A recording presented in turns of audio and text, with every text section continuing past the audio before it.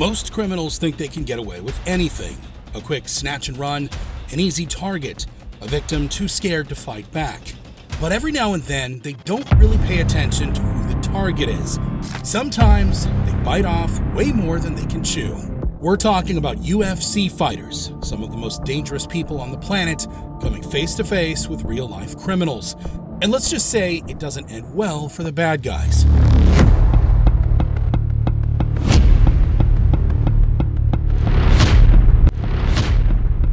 From street thugs to armed robbers, we're breaking down 10 times UFC fighters had to put their skills to the test outside the cage. Let's dive in. On March 19th, 2011, just hours before his UFC 128 title fight against Mauricio Shogun Rua, Jon Jones and his coaches were at Great Falls Historic Park in Paterson, New Jersey for a pre-fight meditation session. Yup, Jones once meditated. When they arrived, they heard a senior couple shouting for help after a man had smashed their car window and stolen their GPS out of the car. Jon's coaches started running after the robber right away, and once Jon figured out what was happening, he dropped all his stuff and started chasing him too. And let's be real, if Jon Jones is chasing you, you're not getting away. Jones, a freak athlete with an 84-inch reach and some of the best movement in MMA, started hightailing after the robber, who was, at that moment in time, probably the most unlucky person in the world. I mean, Jon Bones Jones is running after you, and he just finished a brutal camp, so there's no way in hell you were outrunning him. And then, just like in horror movies, the guy running away from the monster chasing him tripped, tried to get up, and started running again. But Jones managed to trip him, and the robber went flying to the ground. And while Jones was thinking of what to do, his coach came flying in and grabbed the guy. Once Jones joined in, it was a done deal. The police soon arrived, and the couple got their GPS back. And so we hold them, and the police come. What a way to get even more eyes on the upcoming fight. Uncle Dana was salivating when he heard the story. Some lady yells, "Help, I've been robbed!"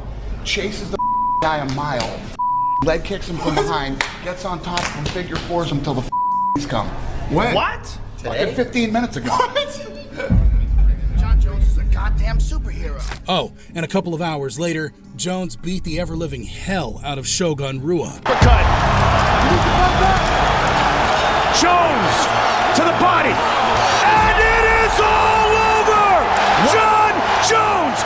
In one of the most recent cases of F around and find out was the situation with Marlon Vera almost getting robbed outside of his own house. Chito Vera was just outside, minding his own business, working on his car, when some absolute genius with a knife decided this was the guy to rob. Yeah, a professional cage fighter, with his hands wrapped around a wrench in front of his own house. Vera took one look at the guy, knew what was about to happen, calmly reached into his vehicle and pulled out a shotgun. And just like that, the robber suddenly remembered he had somewhere else to be. You know the saying, never bring a knife to a gunfight. And the best part? The whole thing was caught on home security footage. Next up, we have Serra, a UFC Hall of Famer and one of the toughest dudes to ever step into the Octagon.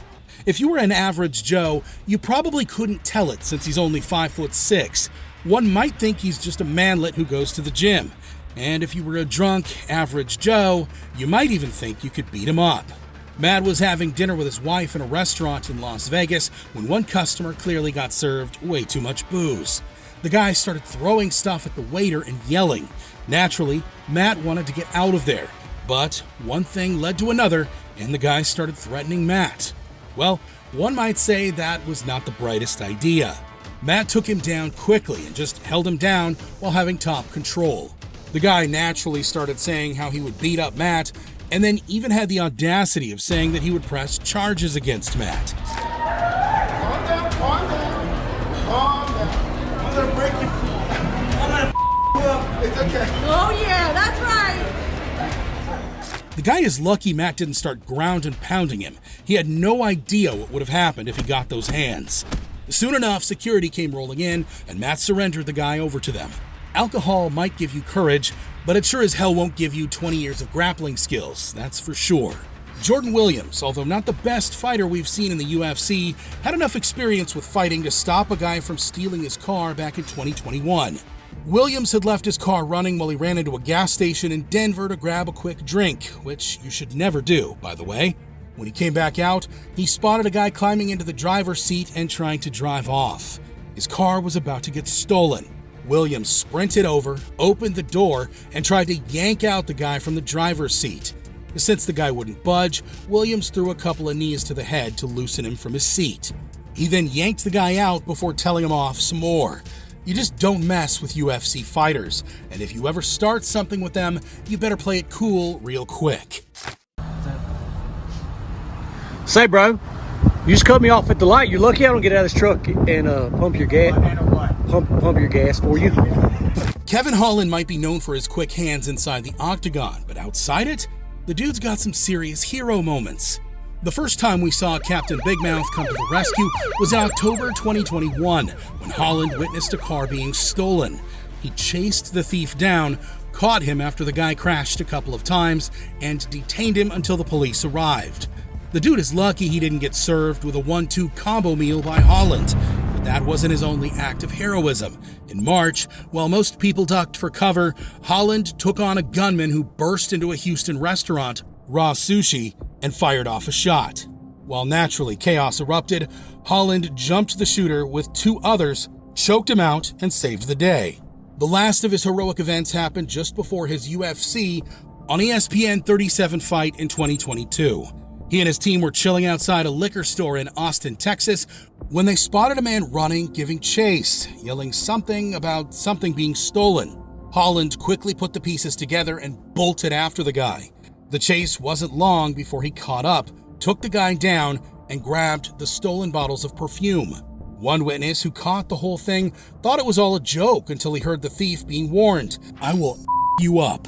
Holland, sweating and clearly having a blast, joked about it afterward.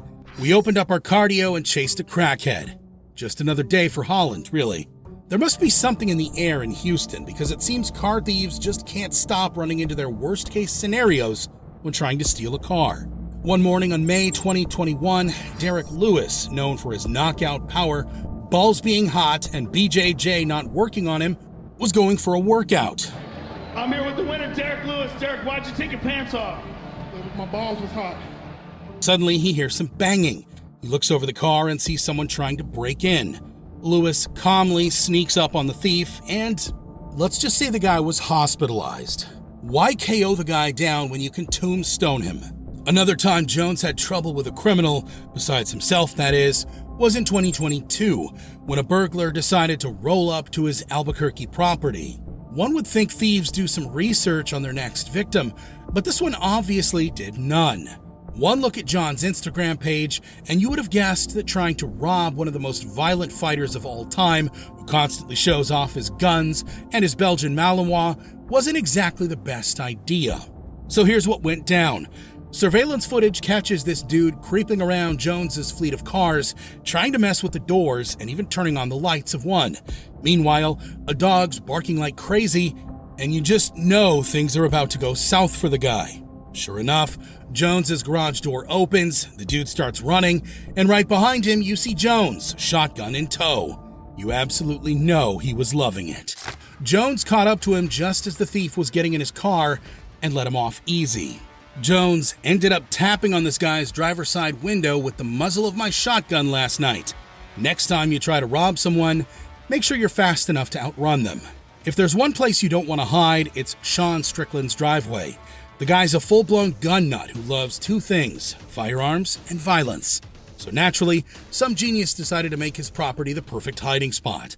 According to Strickland, the guy had been caught stomping out a girl. Yeah, real nice guy.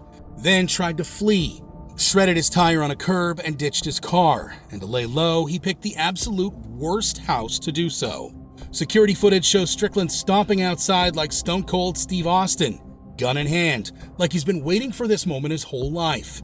Strickland puts a gun to his face, and the guy panics and tries to run, but Strickland and another man are already on him.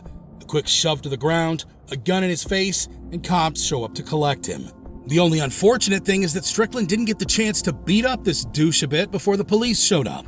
Polyana Viana, a 115-pound UFC fighter who at the time had a 10-2 MMA record and a talent for making people tap out with brutal submissions, was just minding her business on the streets of Rio de Janeiro one night.